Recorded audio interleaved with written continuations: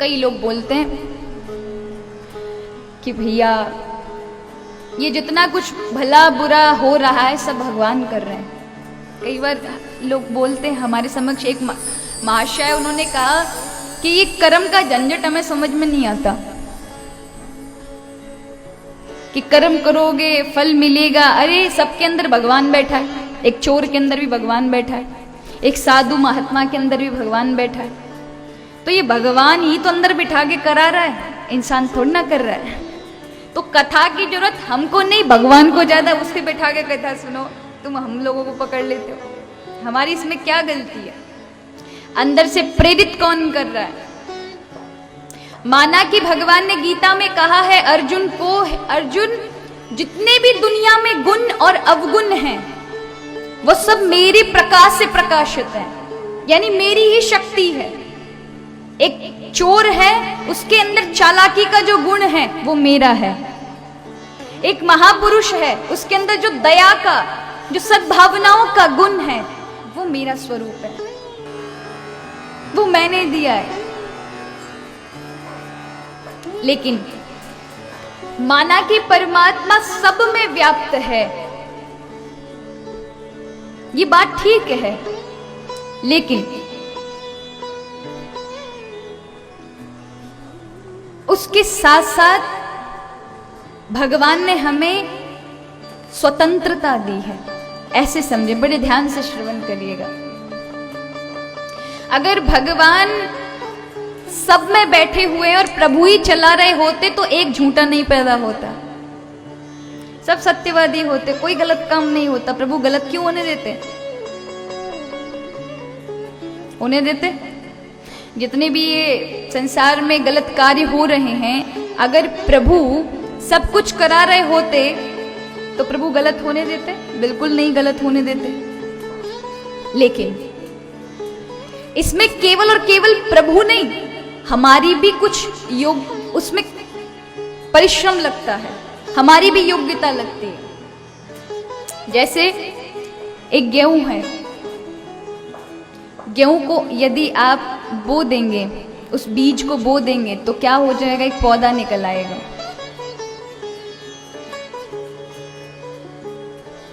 उस बीज में से पौधा बना।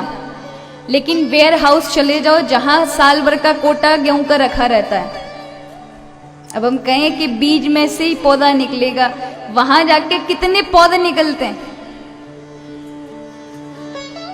उसके लिए क्या करना पड़ेगा? बोले भैया ऐसे थोड़ी ना पौधा निकल जाएगा। किसी बोरी को देखो, वेयर हाउस में कितने हजारों संख्या में बोरे के बोरे रखे रहते हैं गेहूं के, साल भर कोटा पड़ा रहता है, कोई पौधे नहीं उगते, कोई कुछ नहीं उगते। क्यों? उनके लिए जरूरत होती है माटी, खाद और पानी की। वो स्वतः अपने आप नहीं उदय हो सकते। उसी तरह से भगवान ने भी हमें शक्तियां दी हैं, लेकिन उन शक्तियों का उपयोग करने की जो छूट है, स्वतंत्रता है, वो प्राणी मात्र को दी है। कि मैंने तुम्हें आंख देखने की शक्ति दी है, आंख से देखो, कान से सुनो, हाथ से कर्म करो, पैर से चलो, बुद्धि से सोचो, मन से विचार करो।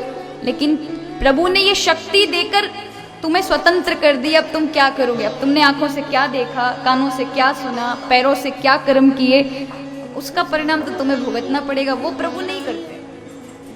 अगर वो ही प्रभु कर लेंगे तो संसार में ये जो विषम परिस्थितियां, सुख दुख, ये जितने भी जो आपको एक दूसरे के विलोम आदि दिखाई देते हैं, रात दिन, धूप छांव, स्त्री पुरुष, काला गोरा, ये सब नहीं होंगे। ये विषमता फिर सब एक समान होगी। ऐसे समझें, एक ऊपर से वर्षा गिरी तो एक जगह तो एक बीज पर गिरी तो उसने पौधे का आकार लेकर घना पीपल का वृक्ष हो गया, जिसकी छाया में लोग बैठकर आनंद का लाभ उठा रहे हैं। लेकिन वही वर्षा दूसरी जगह गिरी तो वहां एक बहुत ही जहरीला बिच्छू वाला पेड़ उत्पन्न हो गया, जिसका हल्का सा भी पत्ता अगर टच कर जाए तो फिर ऐसा लगे प्रतीत हो जैसे कि किसी सर्प ने या किसी विषैले जंतु ने आपको काट लिया है। हमारे साथ हो गया बद्रीनाथ में, केदारनाथ जी जा रहे थे तब सोचा चलो घूम कर आ जाए। आप में से गए थे, हमारी जो कार्यकर्ता हैं समिति के, उनकी बहुएं भी साथ में थी, तो हम चढ़ गए पहाड़ी पे। अब हमें पता नहीं उतरने के लिए सब नीचे जा रहे थे, इन किसी को तो कुछ नहीं, पर हमने जैसे नीचे उतरने के लिए जैसे कदम बढ़ाए कि पता नहीं उसी झाड़ी में कोई ऐसा पेड़ था जिसका स्पर्श हमारे केवल हाथ से हुआ और इतना तेज दर्द हुआ कि मेरे आंखों से अश्रु आ गए। पता चला कि उस पेड़ों में वही पेड़ छुपा हुआ था जो दिख बड़ा हरा भरा रहा था, लेकिन ऐसा था। तो वो भी उसी वृक्ष उसी वर्षा से उत्पन्न हुआ है, लेकिन बीज में फर्क है। वर्षा ने कोई गलत काम नहीं किया कि वहां ज्यादा कुछ मीठा पानी बरसा दिया था, वहां जो बिच्छू जैसा पेड़ था जो डंक मारता था उसके लिए कुछ खारा वाला पानी बरसा, इसलिए ऐसा हुआ नहीं। दोनों के लिए समान वर्षा हुई, लेकिन उनकी पात्रता में के कारण वो दोनों का स्वभाव बदल गया। ये ठीक वैसे है जैसे न्याय शास्त्र में लिखा है, न्याय शास्त्र में वर्णन आया है कि भैया ये विषम संसार क्यों अलग अलग दिखाई देता है, इसमें भगवान का कोई दोष नहीं। प्रभु ने तो हम सबको एक ही शक्ति का संचार किया है। जैसे कि एक बिजली घर में पावर हाउस होता है, वहां से जब बिजली की सप्लाई होती है तो पूरे सिटी में होती है, पूरे जिले में होती है। अब जिले में सब जगह बिजली की सप्लाई हो रही है, सभी के घर में मेन बोर्ड स्विच आदि सब लगे हुए, लेकिन कोई तो फ्रिज चला रहा है, कोई पंखा घुमा रहा है, कोई लाइट जला रहा है, कोई फ्रिज चला रहा है, कोई गीजर चला रहा है, सब अपने अपने अलग अलग काम कर रहे हैं। सबके कर्म अलग हैं, लेकिन बिजली एक है। भगवान ने शक्ति सबको एक समान दे रखी है। अब उनके किए कर्म स्वभाव ही व्यक्ति को बदल कर रख देते हैं। जैसे ये बारिश की बूंद न्याय शास्त्र में लिखा है कि ये वर्षा की बूंद जब केले के पत्ते पे गिरती है तो वो कपूर बन जाता है। एक विषैले सर्प के मुंह में गिरती है तो विष बन जाता है। वही किसी खेत में गिरती है तो हरियाली हो जाती है, और वही किसी छत पर गिरती है तो पानी निकलकर गंदे नाले में कीचड़ बन जाता है।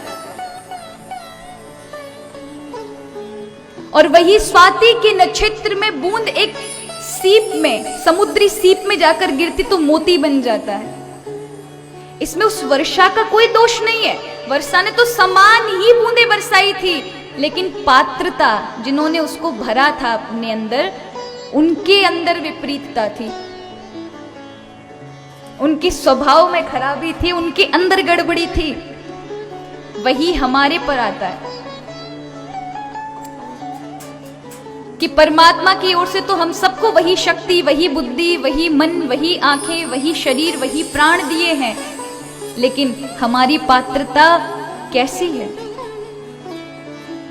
हम कैसे विचार करते हैं, कैसा सोचते हैं, कैसा स्वभाव है, उसी के अनुसार वो प्रभु की शक्ति बदलाव ले लेती है, आपके अनुकूल हो जाती है। आप अगर दुष्ट स्वभाव वाले तो वो दुष्टता ही अपना लेगी जीवन में। साधु स्वभाव के हो तो फिर साधु बन जाएंगे। गलती परमात्मा की नहीं, आपको स्वतंत्रता प्रभु ने दे दी है। हे जीवो, मैंने तुम्हें शक्ति दी, अब तुम्हारा कार्य है कि तुम उसका किस में प्रयोग कर रहे हो। किसी ने उस शक्ति से, उस चेतना से भगवत प्राप्ति कर ली, और किसी ने लोगों का केवल उनको दुखाया ही, उन्हें परेशान किया, किसी तरह लोगों को परेशान किया जाए, बस इसी कर्म में रत रहे, तो वो राक्षस बन गए, उनकी राक्षस वृत्ति बन गई। तो इसमें प्रभु का दोष नहीं, बल्कि हमारे किए हुए कार्य ही हमें परिणाम देते हैं। इसलिए कर्म का जो भोग है वो प्रत्येक व्यक्ति को भोगना ही पड़ता है।